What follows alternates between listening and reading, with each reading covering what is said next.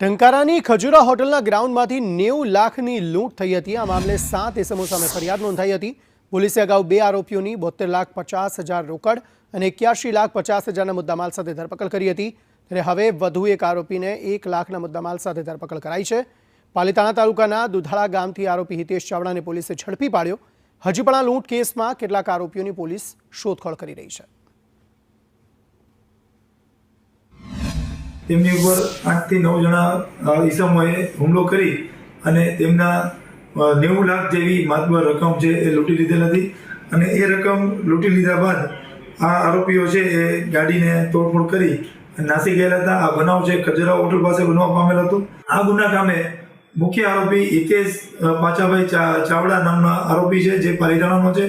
એની શોધખોળ ચાલુ હતી, જેને પોલીસે એક પાલીતાણા નજીકના આશ્રમમાંથી શોધી કાઢેલ અને આરોપીની ધરપકડ કરી એની રિમાન્ડ લેવાની